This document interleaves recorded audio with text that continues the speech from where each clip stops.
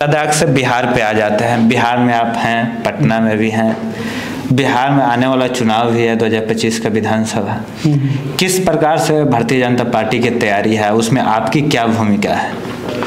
देखिए, भारतीय जनता पार्टी जो है ना, चुनाव के लिए कभी तैयारी नहीं करता है। ये फैक्ट है। ऑनरेबल पीएम भी बोलते हैं, ऑनरेबल जो होम मिनिस्टर हैं श्री अमित शाह जी, या हमारे राष्ट्रीय अध्यक्ष जेपी नड्डा जी हैं, जो भी बड़े लीडर्स हैं। बिहार में भी आप पूछेंगे, प्रदेश अध्यक्ष जी हैं DYCM ऑनरेबल सम्राट चौधरी जी हैं।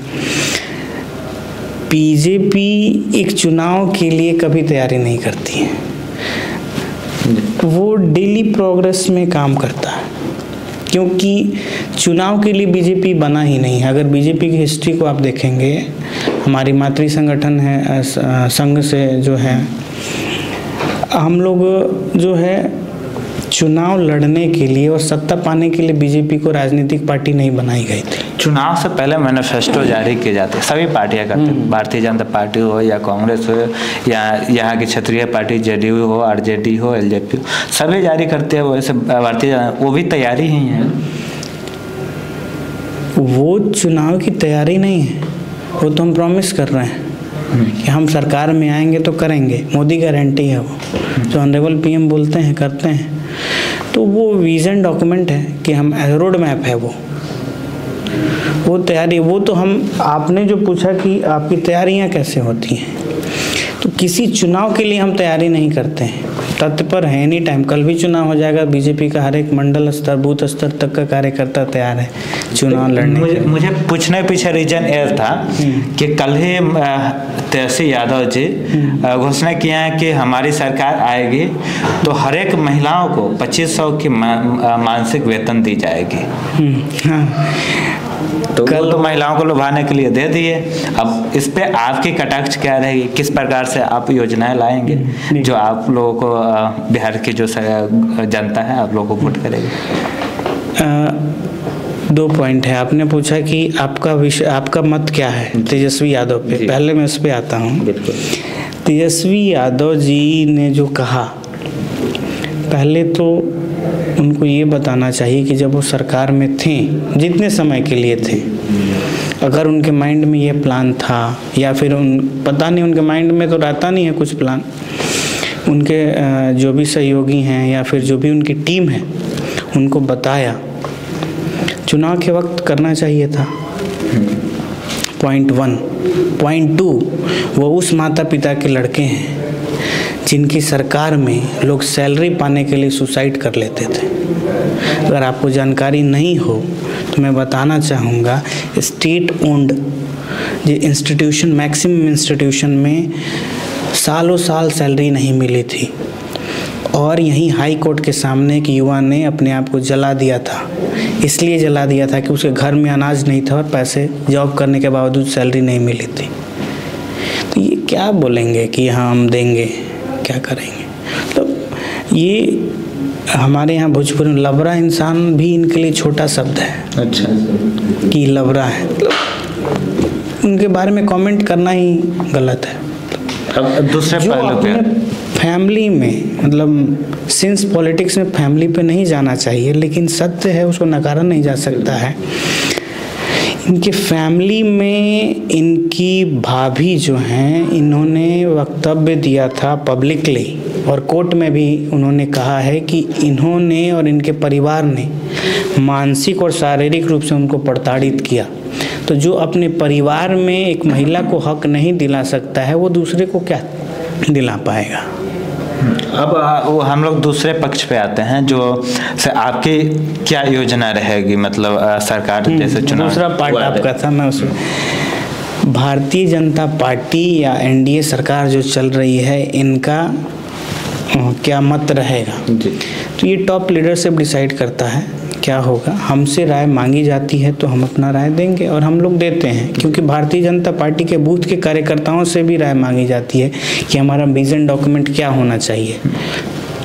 ऑनरेबल पीएम का एक ऐप है, नमो ऐप, उसमें है ना सजेशन वाला ऑप्शन होता है, चुनाव में क्या होना चाहिए, किस ब्लॉक में, किस बूथ में क्या काम होना चाहिए। हमारे बीजेपी के हर एक कार्यकर्ता के पास ये अधिकार है कि हम सजेशन दे सकते हैं।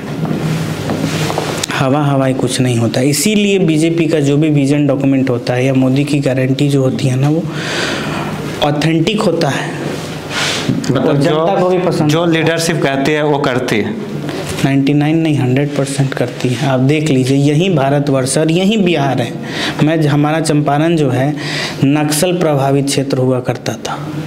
दिन दहाड़े कुछ भी कांड हो जाता था, केसरिया वहाँ तो वही सब। आज बिहार से नक्सल ख़त्म हो गया। तो ये 10 सालों में बहुत कुछ हुआ। ये ऑनरेबल पीएम के लीडरशिप में हो रहा है। एक जगह आपको काउंटर करेंगे, आप बोले हैं सर जो लीडरशिप कहते हैं वो करते हैं। लीडरशिप तो एक बार बोले थे जब नीतीश कुमार जी का अब दोबारा एनडीए में गठबंधन संभव नहीं है। ये टॉप लीडरशिप माननीय गृह मंत्री अमित शाह जी भी बोले थे। ऑनरेबल गृह मंत्री जी का ये वक्तव्य था, पॉलिटिकल स्टेटमेंट था जी। तो अभी आप स्टेटमेंट से मतलब मुकर जाते हैं? नहीं, मुकरने वाली बात नहीं है।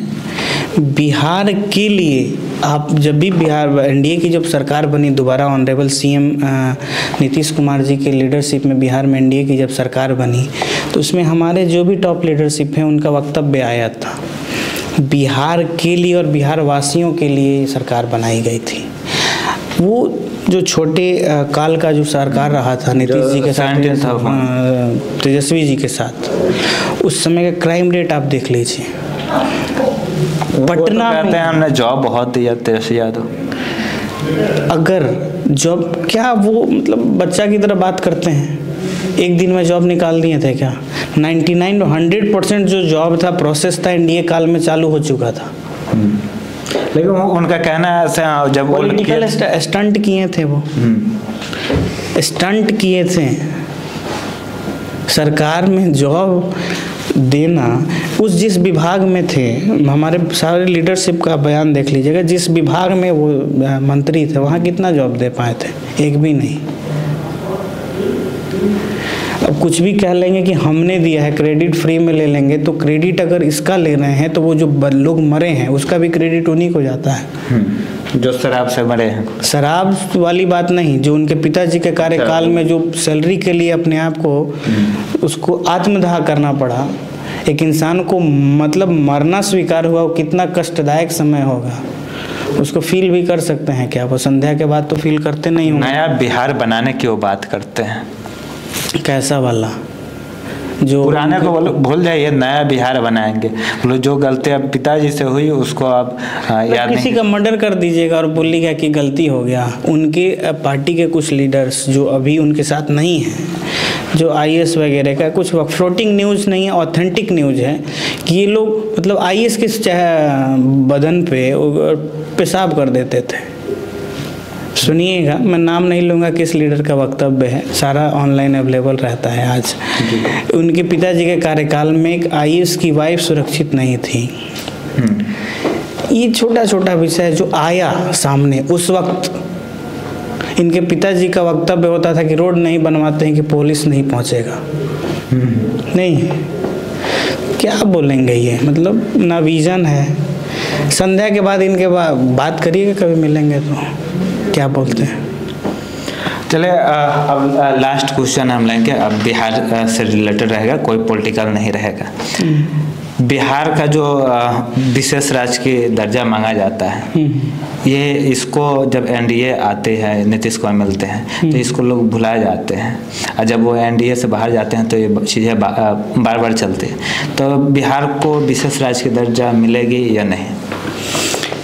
विशेष राज्य का दर्जा मिलेगा कि नहीं मिलेगा, इस पे तो मैं कुछ नहीं कह सकता हूँ। सिंस मैं अगर आप बिहार के सिटीजन के तौर पर देखें तो मिलना चाहिए या नहीं? अभी जी 3-4 माह पूर्व जितना बिहार को मिला है, आज़ादी के बाद से नहीं मिला था।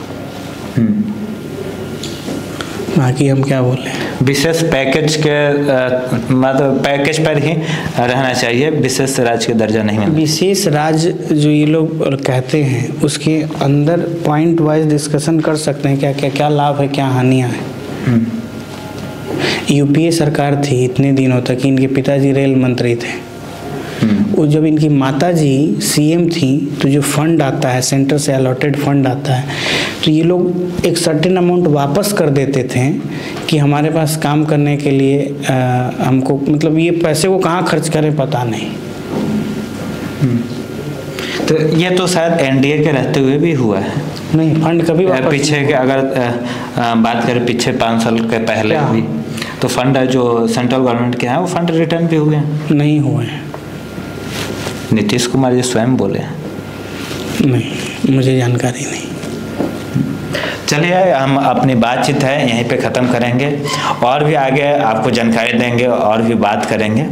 अभी के लिए विदा लेना चाहेंगे। आप देखते रहिए आवाज़ न्यूज़, NSN मीडिया न्यूज़। बहुत बहुत धन्यवाद।